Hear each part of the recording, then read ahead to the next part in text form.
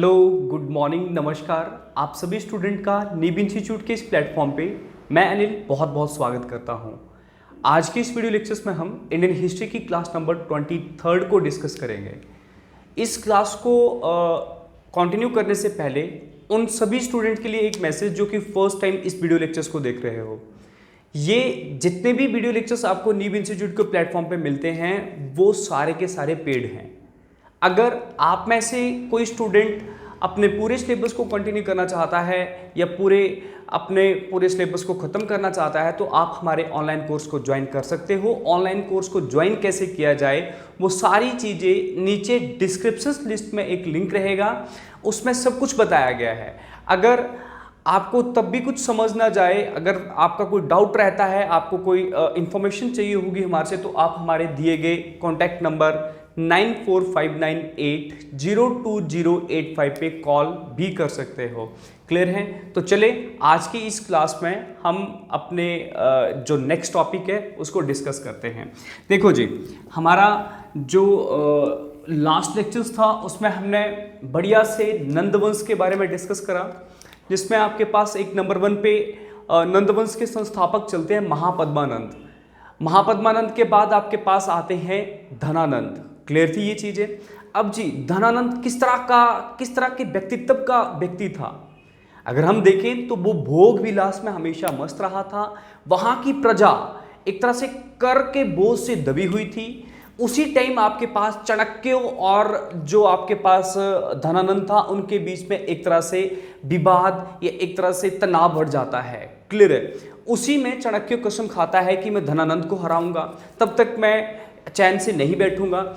उसी टाइम हमने क्या बात करी थी कि चाणक्य धनानंद को समझाने क्यों गया था, क्या कारण था? उसके पीछे कारण ये था कि भैया यहाँ से मध्य एशिया से यूनान का एक क्षेत्र था, वहां से एक शक्ति पूरब की तरफ बढ़ रही थी, भारत की तरफ बढ़ रही थी, जिसका नाम आपके पास सामने आता है सिकंदर महान। क्लियर चीजें? तो आज का जो हमारा टॉपिक रहेगा वो है विदेशी आक्रमण। आज तक जो प्राचीन इतिहास है, प्राचीन इतिहास में भारत में कितनी बार आक्रमण हुए वो सारे के सारे हम यहां पे डिस्कस करेंगे। तो कंटिन्यू करें, विदेशी आक्रमण। क्लियर है? विदेशी आक्रमण। देखो जी, सबसे पहले तो अगर आपने बढ़िया से हमारी क्लासेस अटेंड करी होंगी या पहले से स्टार्टिंग से आपने पूरी क्लासेस देखी होंगी तो वहां पे आपने एक टर्म सुनी होगी, नाम था आर्यो। कौन थे? आर्यो, है ना? तो बोला जाता है यूं तो यहाँ पे जो आपके पास पहले बाहरी व्यक्ति आए थे जिन्होंने भारत के ऊपर अपना अधिकार पत्र जमा लिया था, वो आपके पास थे आर्यो।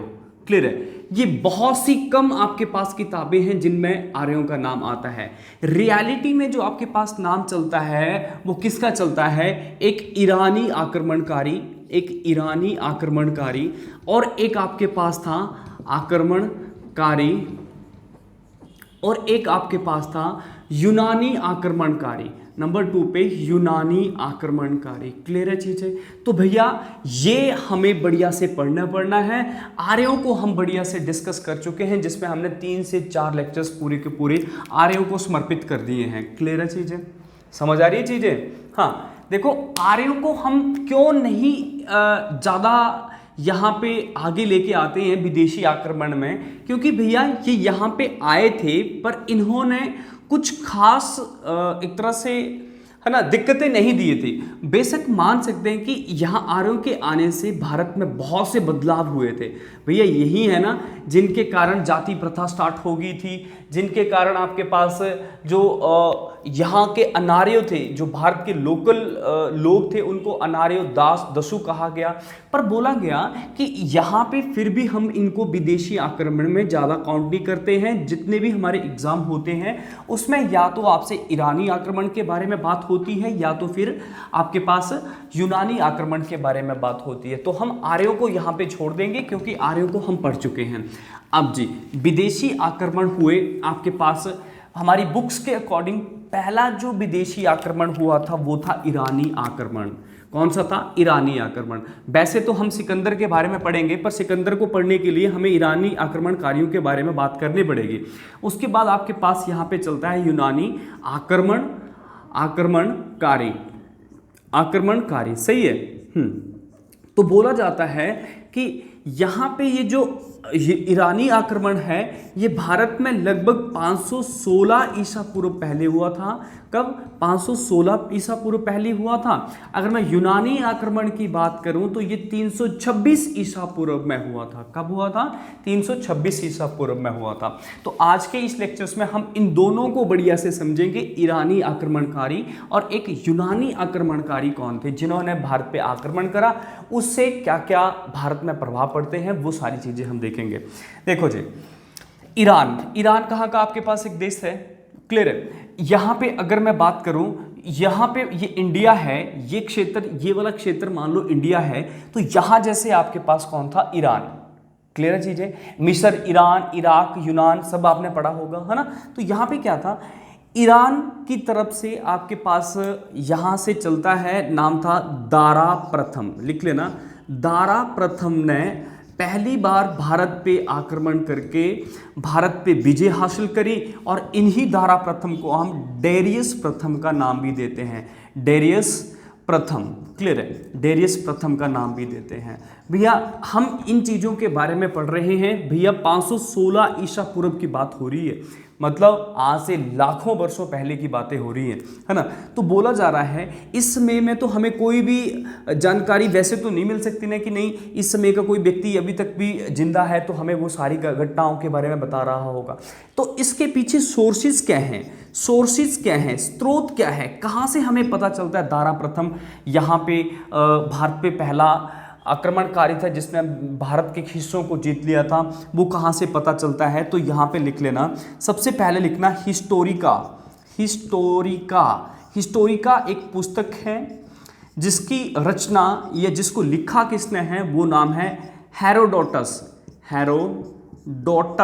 मोस्ट इंपॉर्टेंट है ये चीज़ तो, है ना, हेरोडोटस। क्लियर है भैया। ये जो हेरोडोटस हैं जिन्होंने हिस्टोरिका पुस्तक लिखी है, यही आपके पास इतिहास के जनक माने जाते हैं। Who is the father of history? वो आपके पास कौन है? हेरोडोटस। क्या नाम है? हेरोडोटस।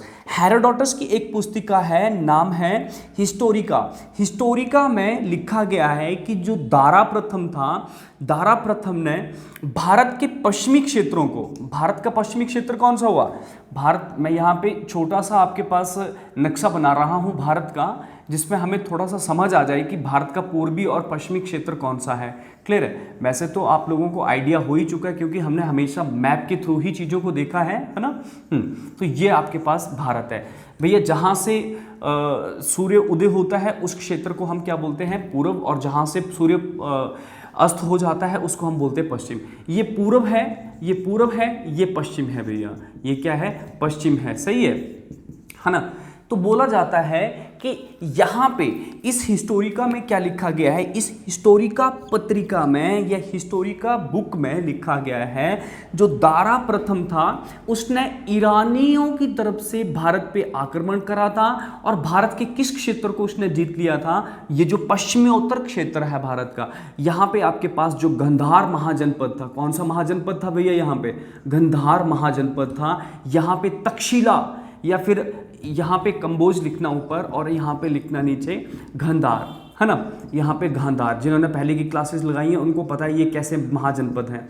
तो इन कंबोज और गांधार जैसे जो महाजनपद थे प्लस सिंध क्षेत्र थे, उन सब पे बोला गया था इन्होंने, जो दारा प्रथम थे, इन्होंने विजय हासिल कर ली थी या अपना नियंत्रण कर लिया था। अब आप लोग बोलोगे ये तो भारत है ही नहीं है, ये भारत क्यों नहीं है भैया?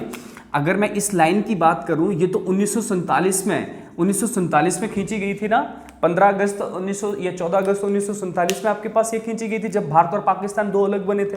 क्लियर है? तो यहाँ पे पहले ये जो पूरा एरिया था जो आज के टाइम में आपके पास पाकिस्तान है, वो पूरा भारत ही काउंट किया जाता था। तभी हम बोलते हैं कि पहला आक्रमण ईरानियों का हुआ जिन्होंने आपके पास क्या करा था, इस क्षेत्र को जीत लिया था।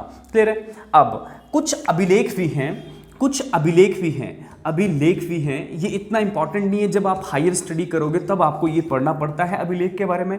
इस अभिलेखों में क्या लिखा गया है, लिख लेना। एक पर्शिपोरस अभिलेख है जिसमें बढ़िया से लिखा गया है कि दारा प्रथम ने जो भारत का पश्चिमी क्षेत्र है वहाँ पे अपना अधिकार जमा लिया था। तो वहाँ से भी हमें पता चलता है कि ये आपके पास जो था, ये जो दारा प्रथम का शासन था वो यहाँ पे पहुँच चुका था, जिसने भारत पे पहला आक्रमण कर लिया था। क्लियर है?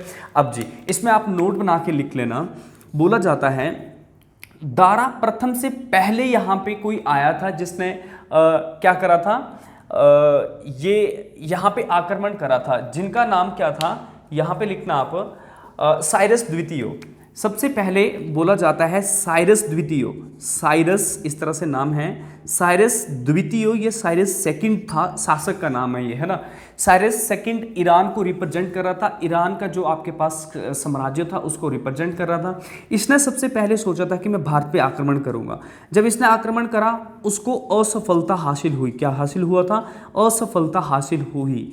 उसके बाद 516 ईस्वी में, है ना, कब? 516 ईस्वी में आपके पास आक्रमण करता है, नाम है दारा प्रथम, जिसको हम डेरियस प्रथम भी बोलते हैं। भाई ये इस चीज़ में एक तरह से सफल हो जाता है। तो ये आपके पास कौन था? ईरानी आक्रमण। इसके बारे में बस आपको इतना पता होना चाहिए। पहली बार भारत में विदेशी आक्रमण अगर आपसे कभी भी पूछा जाए, मोस्ट इंपॉर्टेंट है ये वाला टॉपिक, है ना। पहली बार जो आपके पास आक्रमण हुआ था वो था ये। इस ईरानी आक्रमण को हम पारसी आक्रमण भी बोल देते हैं, पारसी आक्रमण भी बोल देते हैं, या फारसी लिखना, फारसी आक्रमण। उसके बाद इसको हखामनी आक्रमण भी इसको नाम दे देते हैं। फारसी, ईरानी, हखामनी, ये आक्रमण भी इसको नाम देते हैं। हखामनी कौन था? ये जिस वंश ने, ईरान के जिस वंश ने भारत पे आक्रमण किया था उसका नाम था हखामनी, हखामनी, इसलिए इसको हम बोलते हैं हखामनी वंश भी बोलते हैं। बस इतनी सी चीज़ें आपको पता होनी चाहिए। इसमें सबसे इंपॉर्टेंट आप लिख लेना, बोला जाता है कि जो अभिलेख की बात होती है ना, अभिलेख आपको पता है ना क्या होता है अभिलेख? कि एक चट्टान के ऊपर, है ना, एक चट्टान के ऊपर लिखी हुई चीज़ों को हम अभिलेख पढ़ लेते हैं। जैसे हम मानते हैं कि अगर कोई भवन बनता है आज के टाइम में तो उसके ऊपर क्या लिख दिया जाता है? माननीय श्री वीरभद्र जी की देन के द्वारा आज 2020 में इस भवन का निर्माण किया जा रहा है, माननीय श्री नरेंद्र मोदी के द्वारा इस भवन का निर्माण किया जा रहा है। वही आपके पास एक छोटा सा उदाहरण है अभिलेख का। उस टाइम भी ऐसा होता था, एक आपके पास कोई चट्टान या कोई पत्थर का बड़ा सा पीस, उसके ऊपर एक तरह से ये लिखा जाता था। तो यहाँ पे अभिलेख की बात करी जा रही है। ये जो अभिलेख हैं, अभिलेखों की जो आपके पास ये कला थी या अभिलेख लिखने की जो आपके पास परंपरा थी, ये ईरान में थी। कहाँ पे थी? ईरान में। ये भी पेपर में क्वेश्चन पूछा गया। अभिलेख की जो परंपरा थी, अभिलेखों को जो लिखा जाता था वो सबसे पहले कहाँ देखा गया है? ईरान में। ईरान से प्रभावित होके ही भारत का एक शासक आता है जिसका नाम है अशोक। क्या नाम है? अशोक। मोस्ट इंपॉर्टेंट है। ईरान से प्रभावित होके ही एक शासक आता है मौर्य साम्राज्य में जिसका नाम है अशोक। उसने अभिलेखों को उत्कीर्ण करने की, अभिलेखों को लिखने का जो आपके पास परंपरा है उसको स्टार्ट किया था। मोस्ट इंपॉर्टेंट है, इससे ऊपर आपने कुछ नहीं पढ़ना है। अब आ जाओ जी, ये पूरा टॉपिक ना इस टॉपिक से संबंध रखता है, इसको ढंग से देखना। आ जाओ जी। नेक्स्ट आपके पास क्या था? यूनानी आक्रमणकारियों के बारे में हम बात करते हैं। यूनानी आक्रमण कब हुआ था भाई? अभी हमने लिखा 326 ईसा पूर्व। 326 ईसा पूर्व में यूनानी आक्रमण हुआ था, जो कि दूसरा आक्रमण माना जाता है विदेशियों की तरफ से। क्लियर है जी? अगर मैं यहाँ की बात करूँ तो यूनान की बात देखते हैं पहले। तो यूनानी आक्रमण कैसे हुआ था, है ना। बोला जाता है, यहाँ पे मैं बात करूँ तो इस तरह से जब आप यहाँ को आ जाते हो, यहाँ पे ईरान है, ऊपर इराक है। इस तरफ को जब मैं भूमध्य सागर के साथ के हिस्सों को देखता हूँ, यूरोप महाद्वीप की बात करी जाती है, क्योंकि यूरोप महाद्वीप में ही एक यूनान गणराज्य है, यूनान क्षेत्र है। अपने अपने महाद्वीप, अपने अपने जो एटलस है आपके पास, ये जो विश्व का मानचित्र है, ग्लोब है, वहाँ पे देखना। यहाँ जैसे क्या बोला गया, अगर मैं इसको इस तरह से नोट करूँ ना, तो ये जो हिस्सा है ये इस तरह से आपके पास था। ये पूरा आपके पास एशिया का हिस्सा था। यहीं से आपके पास एक नया वो बनता है यूरोप गणराज्य यहाँ पे। क्लियर? और नीचे वाला जो आपके पास हिस्सा था वो कौन सा था? ये आपके पास है कौन सा है? अफ्रीका महाद्वीप, ये अफ्रीका महाद्वीप है। यहाँ पे आपके पास कौन सा था, एशिया महाद्वीप का हिस्सा आपके पास भारत है। ये यूरोप है। तो यूरोप महाद्वीप का आपके पास एक यूनान गणराज्य, जिसको आप हिंदी में ग्रीक भी बोल देते हो, क्या बोलते हो, ग्रीक। क्लियर है। यहाँ पे आपके पास एक शासक का शासन चल रहा था और उस शासक का नाम था फिलिप। क्या नाम था, फिलिप का शासक कहाँ पे चल रहा था, ये कहाँ पे इसका शासन था, वो हम यहाँ पे देखते हैं। एक जगह थी यूनान में, मैसेडोनिया, मोस्ट इंपॉर्टेंट है मैसेडोनिया। एक चीज़ इंपॉर्टेंट है भैया, इससे अच्छा आपको नहीं मिलेगा, है ना। हाँ, मैसेडोनिया, या इसको कई बार मकदूनिया भी कहा दिया जाता है। किसी बुक में इसको मकदूनिया, है ना, मकदूनिया भी कहा गया है, इंपॉर्टेंट है। यहाँ पे आपके पास शासन चलता था किसका, फिलिप का। फिलिप की पत्नी का नाम था ओलंपिया। क्या नाम था, ओलंपिया, सही है। अब क्या बोला गया, फिलिप का शासन कहाँ चलता था, यहाँ पे यूनान में, यहाँ जैसे आपके पास है ना। तो बोला जाता है यहाँ पे आपके पास क्षेत्र क्या था, मैसेडोनिया, या फिर उसको मकदूनिया कहा जाता था। अब क्या हुआ, फिलिप और ओलंपिया की एक संतान हुई जिसको नाम दिया गया अलेक्जेंडर थर्ड, मोस्ट इंपॉर्टेंट है, अलेक्जेंडर थर्ड। यही आपके पास नाम कहलाता है सिकंदर। इंपॉर्टेंट है भैया, मोस्ट इंपॉर्टेंट है सारी चीज़ें, सही है, सिकंदर। क्लियर है चीज़ें। अब जी बोला जाता है कि यहाँ पे अलेक्जेंडर थर्ड आपके पास यहाँ पे देखने को मिलता है, जिसको हम सिकंदर काउंट करते हैं। यहाँ पे इसके पिताजी का शासन चल रहा होता है, नाम था फिलिप। इनके पिताजी की इच्छा थी, सिकंदर के पिताजी की, आप बोलते हैं ना भाई सिकंदर की इच्छा थी बिशप जीतने की, नहीं, ऐसा नहीं है। सिकंदर के पिता की इच्छा थी क्या, बिशप विजय की, कि मैं ये पूरे बिशप को जीतना चाहता था। बिशप का मतलब होता है पूरी पृथ्वी के ऊपर अपना अधिकार करना चाहता था। ये इच्छा किसकी थी, फिलिप की। बोला जाता है अभी ये पूरा यूनान जीतता है, कौन, फिलिप, और मतलब पूरा यूनान भी नहीं जीता होता है। और उसी टाइम क्या होता है, ये जो आपके पास क्या नाम था, फिलिप की मृत्यु हो जाती है। जैसे फिलिप की मृत्यु होती है तो उसके बाद आपके पास कौन यहाँ पे शासक बन जाता है, शासक बनता है सिकंदर 20 वर्ष की आयु में अपने शासक गद्दी को संभाल देता है, अपने पिताजी की गद्दी को संभाल लेता है। सिकंदर के जन्म की बात करूँ तो 356 ईस्वी में इसका जन्म हुआ है। इसके 20 साल बाद 320 ईस्वी में 356 में से कितना आएगा, यहाँ पे क्या लिखूंगा मैं, 336 ईस्वी, 36 में 20 डालेंगे तो 56 ही होगा ना। तो 336 ईसा पूर्व में क्या होता है, सिकंदर अपने शासक गद्दी पे बैठ जाता है। क्या मेरी बात समझ आई या नहीं। सिकंदर का जन्म हुआ 356 ईस्वी में, ईसा पूर्व में, पर उसने अपनी शासन गद्दी कब संभाली, शासक कब बना, वो बना शासक जब इसके पिता की मृत्यु हुई। वो उस टाइम 20 वर्ष की अवस्था में था, या उसकी आयु जो थी वो 20 वर्ष थी। क्लियर है चीज़ें। हाँ, अब बोल जाता है सिकंदर, जो इसके पिता की इच्छा थी फिलिप की, वो पूरी करने के लिए पूर्वी क्षेत्र की तरफ बढ़ने लग पड़ता है। ये यूनान था, यूनान से वो यहाँ पे क्या करता है, यहाँ पे आपके पास छोटे छोटे आपके पास इराक, ईरान, मिस्र जैसे जो आपके पास देश हैं, उनको आपके पास ये क्रॉस करते हुए, जीतते हुए माइनर एशिया में, है ना, यहाँ जैसे आपके पास क्षेत्र था, इसको माइनर एशिया कहा जाता था, इसको ये यहाँ पे जीत लेता है। क्लियर है चीज़ें। अब जी यहाँ पे ये जो आपके पास क्षेत्र था कंबोज और गंधार वाला, यहाँ पे कौन बैठा था, यहाँ पे तो दारा प्रथम बैठा था ना, जो आपने कौन सा काउंट किया था, ईरानी आक्रमणकारी। तो बोला जाता है यहाँ पे जब आपके पास सिकंदर निकलता है यहाँ पे, तो इसका जो सामना होता है वो किसके साथ होता है, दारा प्रथम के साथ होता है।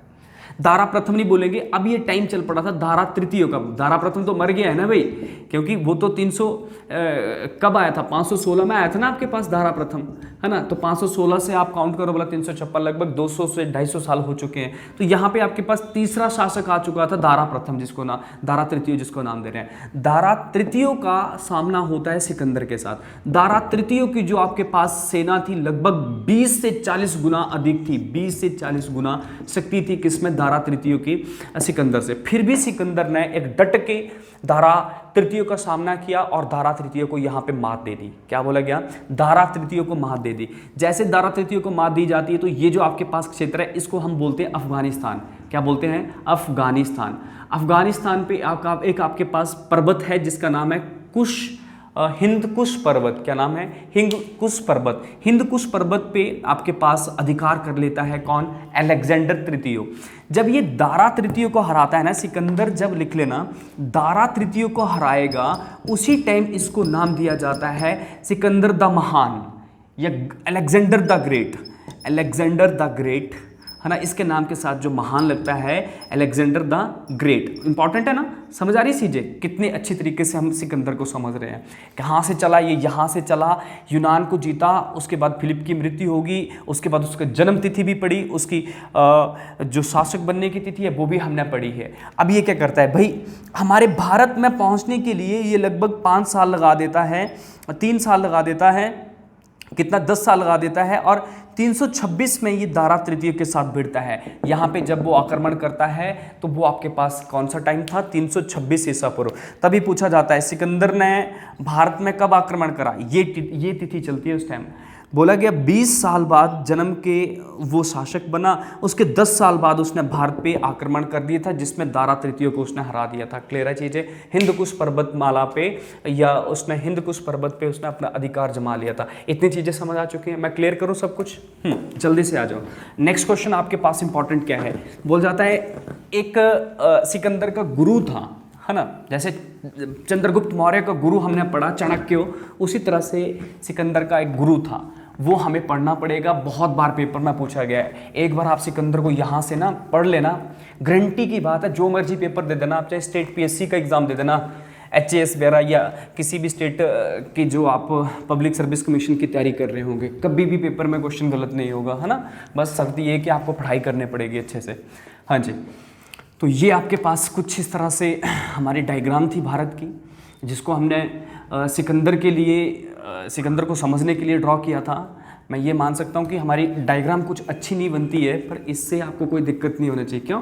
क्योंकि डायग्राम से हमने क्या करना है, पेपर निकालना है, हमारी समझ होनी चाहिए, है ना।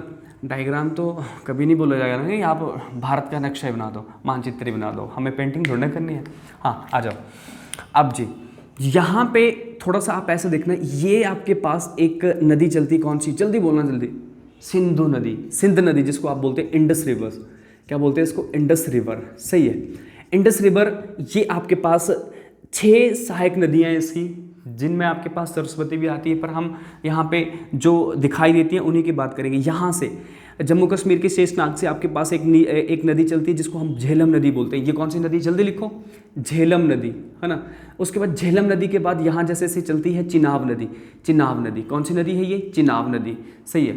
ये आपके पास चिनाब नदी आ गई। चिनाब नदी की यहाँ पे आपके पास चलती है ये ब्यास। ब्यास नदी की इस तरफ से आपके पास आती है, कहाँ से, ये कहाँ से आ रही है सारी, ये तिब्बत से आ रही है सारी, है ना। ये आपके पास लास्ट में जाके कहाँ पे मिल जाती हैं, ये सिंध नदी से मिल जाती हैं। और सिंध नदी का जो मुहाना बनता है, जहाँ पे सिंध नदी खत्म होती है, ये पूरा पानी आपके पास कहाँ गिर जाता है, अरब सागर में। कहाँ पे गिर जाता है, अरब सागर में। बहुत सारी चीज़ें हमने बढ़िया से समझी हैं। कभी भी अगर आप इस तरह से पढ़ाई करोगे, दिक्कत कभी नहीं आने वाली है। ये ऊपर वाली नदी number 1, number 2, number 3, number 4, number 5, clear है। और नंबर 6 कौन से थे, क्या हुआ, यहाँ पे रावी नदी भी चलती है, तो नंबर 6 ये आ गई, और नंबर 7 में आपके पास कौन सी थी, वही, है ना। तो यहाँ पे आ जाओ आप, चिनाब से ऊपर थी आपके पास रावी, यहाँ जैसे निकलती है रावी, है ना, फिर यहाँ पे पानी छोड़ती है। हाँ अब आ जाओ, बोला गया सिकंदर यहाँ था, सिकंदर यहाँ इस क्षेत्र में सिकंदर छा चुका था। अब सिकंदर आगे बढ़ रहा था, 326 ईसा पूर्व का टाइम था। ये आपके पास कंबोज है, यहाँ पे लिख लो कंबोज है, यहाँ पे सीधा लिख लो आप। देखो ये पाकिस्तान हुआ ना, तो इसके साथ में आपके पास क्या था, अफगानिस्तान। यहीं पे क्या है, एक पर्वतमाला है जिसको हम हिंदकुश बोलते हैं। तो ये अधिकार हो गया था सिकंदर का। सिकंदर आगे बढ़ रहा था भैया। सिकंदर जैसे ही आगे बढ़ रहा है तो बोल जाता है यहाँ पे लिखना, झेलम और सिंध नदी के बीच में जो शासक होता है उसका नाम था आंबी। क्या नाम था, आंबी। मोस्ट इंपॉर्टेंट है, सारी चीज़ें बढ़िया से आप समझोगे। आंबी, झेलम और सिंध नदी के बीच में जो आपके पास शासक रहता है, झेलम और सिंध नदी के बीच में शासक रहता है आंबी। आंबी का मित्र होता है शशिगुप्त। शशिगुप्त नहीं लिखना है तो कोई बात नहीं, बस आप लिख लो आंबी, है ना। आंबी शासक था। आंबी के बाद जो आपके पास झेलम और चिनाब वाला एरिया रहता है, ये झेलम है, ये झेलम है और ये चिनाब है। इन दोनों के बीच में जो आपके पास क्षेत्र रहता है, यहाँ का राजा था पोरस। मोस्ट इंपॉर्टेंट है, कौन सा था, पोरस, सही है। सही है चीज़ें, है ना। अब बोला जाता है ये यहाँ पे आंबी जो था हमेशा पोरस से चिढ़ता था, पोरस के साथ इसकी बनती नहीं थी। पोरस के तो भैया चर्चे बहुत ही ज़्यादा हैं। सबसे महान, सबसे दृढ़ साहस वाला जो व्यक्तित्व का शासक निकला है वो पोरस था। एक तरह से सिकंदर को हिलाने वाला था ये। यहाँ पे अपने ने ही साथ नहीं दिया था, आंबी ने इसको यहाँ पे मरवा दिया था, अदरवाइज ये कभी नहीं मर सकता था। क्लियर है। अब जी देखो क्या हुआ, आंबी का यही पंगा था कि पोरस को ख़त्म कर लो। तो इसने क्या करा, इसने एक चाल खेली। यहाँ पे चाल क्या खेली, ये जैसे ही यहाँ पे सिकंदर आता है तो सिकंदर के सामने ये हाथ जोड़ लेता है। क्लियर है। और बोलता है कि मैं आपकी अधीनता को स्वीकार करता हूँ, मतलब आपके अंडर रहूंगा, जैसे आपकी कंडीशंस होंगी मैं उसी के अंडर रहूंगा और मेरे को बख्श दिया जाए, मैं आपके साथ हूँ। क्लियर है। तो मतलब यहाँ पे ये क्या है, अपने आप को आत्मसमर्पण कर देता है, आत्मसमर्पित कर देता है आंबी किसके को, सिकंदर को। सिकंदर बोलता है ठीक है। अब सिकंदर के साथ आपके पास दूसरी शक्ति कौन होगी थी भैया, जल्दी से बोलो। सिकंदर के साथ आपके पास दूसरी शक्ति कौन सी होगी है, वो आपके पास नाम आ चुका है आंबी। ये दोनों झेलम को क्रॉस करके अब आ जाते हैं और यहाँ पे झेलम और चिनाब के बीच में आपके पास बैठा होता है पोरस। पोरस के साथ भिड़ना स्टार्ट हो जाते हैं। पोरस के साथ ये बहुत टाइम तक युद्ध चलता है और इस युद्ध में लास्ट में रिजल्ट आता है कि पोरस हार जाता है। जैसे पोरस की सेना यहाँ पे हारती है तो सिकंदर आदेश देता है अपने सैनिकों को, बोलता है कि पोरस को मेरे सामने पेश किया जाए। जैसे ही पोरस को यहाँ पे पेश किया जाता है तो यहाँ पे सिकंदर एक क्वेश्चन पूछता है पोरस से। क्या क्वेश्चन पूछता है सिकंदर? सिकंदर बोलता है मैं तुम्हारे साथ किस तरह से व्यवहार करूं, किसको, पोरस को। पोरस बहुत ही दृढ़ता और साहस के साथ एक आंसर देता है, बोल जाता है जिस तरह से एक शत्रु के साथ व्यवहार करता है उसी तरह से मेरे साथ भी आप वही व्यवहार कीजिएगा। किसने बोला? पोरस ने। क्लियर है। यहाँ पे भाई सिकंदर देखो कितनी बड़ी शक्ति थी, सिकंदर से हर कोई कांप रहा था। सिकंदर से भैया चाणक्य घबरा गया था कि भैया यहाँ पे चाणक्य आ सकता है और उससे हमारे जो साम्राज्य है उसको थोड़ा सा दिक्कत हो सकती है। पर यहाँ पे पोरस का साहस देखो, सामने बैठा हुआ सिकंदर, बल्कि इसको बंधक बनाया है। ये गिड़गिड़ाया नहीं, बल्कि इसने एक तरह से आंखों में आंखें डाल के एक आंसर दिया। जिस तरह से एक शत्रु का नाश से साथ व्यवहार करता है उसी तरह से आप मेरे साथ व्यवहार कीजिए। सीधी सी बात है कि मतलब मेरा गला काट दो।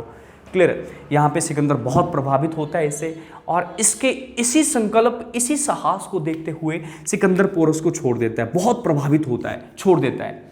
और जो इसका साम्राज्य था, जो इसका हिस्सा था, जो भी यहाँ पे क्षेत्र था, वो इसको वापस लौटा देता है। क्लियर है। अब जी ये आपके पास चल पड़ता है कौन? अच्छा, यहाँ पे आपने याद रखना है, बोला जाता है कि ये जो युद्ध हुआ था ये आपके पास कौन सा युद्ध था और ये कब हुआ था? 326 में आपके पास ये युद्ध हुआ था, 326 ईसा पूर्व में। प्लस इस युद्ध को हम नाम देते हैं झेलम। किस नदी के किनारे हुआ था? झेलम। और इस नदी को हम ईरानी ग्रंथों में क्या लिखा गया है, या ईरानियों ने इसको क्या बोला है? हाइडेस्पीज, वो नाम देते थे इसको, इस नदी को, है ना। या फिर इसको हम वैदिक नाम से जाने तो बित्सा, हमने पहले लेक्चर्स में देखा था ना, बित्सा बोलते हैं इसको, वैदिक संस्कृति जब हम पढ़ते हैं। तो बोला जाता है, आपसे ये भी क्वेश्चन पूछा जाता है कि ये कौन सा युद्ध है। तो कई बार आपसे ऑप्शंस पूछा जाएगा, बित्सा का युद्ध था या हाइडेस्पेस का युद्ध था। डायरेक्ट आपसे ये भी क्वेश्चन बनता है, हाइडेस्पेस का युद्ध किन दो पार्टियों के बीच में लड़ा गया था? सिकंदर और पोरस के बीच में। वही मजा आ रहा है ना, इंटरेस्ट लो इन चीज़ों में, बहुत सही से सब कुछ चलेगा। अब जी इतनी कहानी बीत जाने के बाद अब आपके पास जो सिकंदर था वो आगे बढ़ जाता है, चिनाब और रावी क्षेत्र में आ जाता है, रावी वाले क्षेत्र में चल पड़ता है वो। क्लियर है। अब जी यहाँ पे जो रावी का तट था ना, रावी के आसपास कुछ छोटे छोटे गणराज्य थे। गणराज्य का मतलब छोटे छोटे क्षेत्र थे जिनमें लोग खुद ही शासक बने हुए होते थे ना। हाँ, छोटे छोटे शासक थे। उन गणराज्यों का मैं यहाँ पे नाम लिखूंगा। इसमें आपके पास सबसे इंपॉर्टेंट था मालव गणराज्य। मालव गणराज्य वैसे इंपॉर्टेंट नहीं है आपके लिए, पर लिख लो। एक पाटल था, एक अस्वक था, एक पाटल था और एक अस्वक था। बोल जाता है एक छोटे छोटे क्षेत्र ना रावी नदी के तट पे थे। मालव में क्या हुआ था याद रखना, यहाँ पे सिकंदर कमज़ोर हो गया था, सिकंदर मरते मरते यहाँ पे बचा था। बस ये इंपॉर्टेंट है, पूछा जाता है कि ऐसी कौन सा समय आया था, ये किस क्षेत्र में सिकंदर कमज़ोर हो गया था। सिकंदर कमज़ोर हो गया था, यहाँ पे मर ही गया था, ये इसकी मृत्यु हो ही गई थी, पर मरते मरते बच गया था। यहाँ पे कौन, माल, ये आपके पास सिकंदर। यहाँ पे जब ये घटना घटती है, सिकंदर बहुत यहाँ पे गुस्से में आ जाता है और यहाँ पे जितने भी बच्चे रहते हैं प्लस महिलाएं रहते हैं उन सबको ये मौत के घाट उतार देता है। नाम था सिकंदर, इसलिए मालव को आपने याद रखना है। पाटल की बात करें, पाटल में आपके पास मुख्य क्या था, बोला जाता है ये सिकंदर का अंतिम विजय अभियान था। यहाँ से वो वापस निकल जाता है, ये सिकंदर का अंतिम विजय अभियान था। ये लगभग ब्यास नदी के तट पे था। कहाँ पे था पाटल, ब्यास नदी के तट पे। असबक के बारे में इंपॉर्टेंट ये था, बोला जाता है यहाँ पे इस क्षेत्र में जब युद्ध हो रहा था तो पुरुषों ने बढ़ चढ़ के पार्टिसिपेट किया। जब पुरुष यहाँ पे हार गए थे तो इन पुरुषों का मोर्चा किसने संभाला था, यह साथ दिया था वो महिलाओं ने। याद रखना, पेपर में पूछा जाता है कि महिलाओं ने डटकर सामना किया सिकंदर का, पर किस गणराज्य की आपके पास महिलाएं थी, वो असबक की थी। और पाटल का ये अंतिम अभियान था। सिकंदर ने बच्चों को भी मौत के घाट उतार दिया था, वो मालव था। अब आ जाओ जी, काम की बात अब चलती है।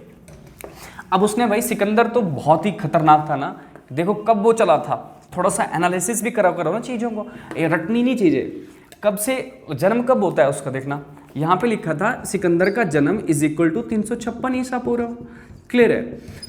उसने राजगद्दी संभाली 336 ईसा पूर्व, सही हो गया। उसने भारत पे आक्रमण करा 326 ईसा पूर्व। तो भाई 336 से अभी 326 हो चुका था, 10 साल उसको अपने घर से निकले हुए हो चुका था। इसमें चलो इसको कोई प्रॉब्लम नहीं, इसकी दिनचर्या वैसी होगी। तो इसके साथ जो सैनिक चल रहे हैं भाई, उनको तो घर बार का एक तरह से चिंता थी। उनके बच्चे थे, किसी की शादी नहीं हुई, किसी के बच्चे भी हो चुके हैं ना, उन सब की इनको चिंता थी। तो यहाँ पे बोला जाता है ये आपके पास ब्यास नदी है, ये आपके पास ब्यास नदी है। ब्यास नदी के तट से ही पीछे आपके पास जाना पड़ता है, सिकंदर वापस लौट जाता है। यहीं से आपके पास सिकंदर वापस लौट जाता है। इंपॉर्टेंट है, क्या बोला गया, ब्यास नदी के तट से वो पीछे हट जाता है। इसका कारण क्या रहता है, कारण अलग अलग बुक में अलग अलग बताया गया है।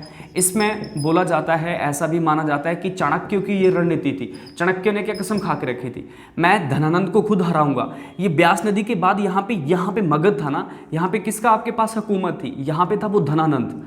क्लियर है, धनानंद यहाँ पे था। तो ये धनानंद को, अब इसको पता, सिकंदर, चाणक्य को पता था कि सिकंदर आराम से धनानंद को हरा देगा। जब धनानंद को हरा देगा तो चाणक्य की जो कसम थी वो तो ऐसे व्यर्थ ही चले जाती। चाणक्य ने कसम खाई थी ना, मैं खुद धनानंद को हराऊंगा। तो यहाँ पे चाणक्य की रणनीति मानी जाती है, जिससे आपके पास क्या होता है कि जो सिकंदर है वो वापस लौट जाता है। ऐसा माना जाता है कि यहाँ पे लोगों ने, चाणक्य के आदमियों ने इसको यहाँ पे सिकंदर को डरा दिया था, सिकंदर की सेना को डरा दिया था। ये जो अभी तक आपने लड़ाइयाँ लड़ी, बोला हाइडेस्पेस का युद्ध लड़ा, मालव का युद्ध लड़ा था, उसके बाद आपने असबक का युद्ध लड़ा, पाटल का युद्ध लड़ा, ये तो छोटे छोटे क्षेत्र थे। बोला अभी आपका एक महान शक्ति के साथ आपका अभी सामना होगा, जो कि आपके पास ब्यास नदी के तट के पार करके आपके पास आएगी, जो आपके पास है धनानंद, जो आपके पास शक्ति होगी, मगध साम्राज्य जो होगा। क्लियर है। तो यहाँ पे कहीं ना कहीं उनको वहाँ पे भी भयभीत कर दिया होता है। कई बार ऐसा भी सुनने को मिलता है कि यहाँ पे चूहों को छोड़ दिया था। चूहों को चाणक्य की फैमिली ने, ये चाणक्य की जो पार्टी थी उसने चूहों को इनके अन्न भंडार में छोड़ दिया था, जिससे इनका खाने का सामान खत्म हो गया था।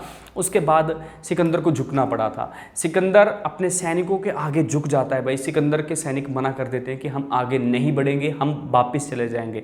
ये भी माना गया है कि ब्यास नदी का फ्लो ज़्यादा था, उसको पार करना मुश्किल हो रहा था उनके लिए। क्लियर है। तो ये सारे रीजन आपके पास माने जाते हैं सिकंदर के वापस होने के। सिकंदर वापस चलता है भैया, सिकंदर, ये भी अब नेक्स्ट इंपॉर्टेंट क्या बन जाता है, सिकंदर वापस निकलता है। सिकंदर वापस कैसे निकलता है भैया, वो नदी के सहारे, ये जो सिंधु नदी थी ना, सिंधु नदी के सहारे वो वापस निकलता है। जैसे वो यहाँ पे आता है, यहाँ पे नदी का मुहाना है, मुहाना मतलब जहाँ पे नदी खत्म हो रही है। नदी के मुहाने पे जब पहुँचता है तो इस पूरी टोली की, सिकंदर की 2 टोलियाँ बन जाती है। एक टोली स्थल मार्ग को फॉलो करती है, स्थल मार्ग मतलब जो जमीनी क्षेत्र था वहाँ से चलती है, एक जल मार्ग को फॉलो करती है। एक जल मार्ग से आपके पास चल पड़ती है, एक आपके पास स्थल मार्ग से। यहाँ पे याद रखना, ये जो सिकंदर था इस स्थल मार्ग से वापस निकलता है, अपने घर निकलना स्टार्ट करता है ना सिकंदर, सही है। और जल मार्ग से आपके पास दूसरी टोली होती है। यहाँ पे इंपॉर्टेंट ये होता है कि स्थल मार्ग के जो आपके पास सेनापति थे उनका नाम क्या था? नियार्कस, एक मिनट देखना, क्रेटर्स, हाँ क्रेटर्स, ये इंपॉर्टेंट है, ये याद रखना। इस टुकड़ी का सेनापति क्रेटस था और इस टुकड़ी का जो आपके पास सेनापति था नाम था नियार्कस। क्या नाम था? नियार्कस। क्लियर है?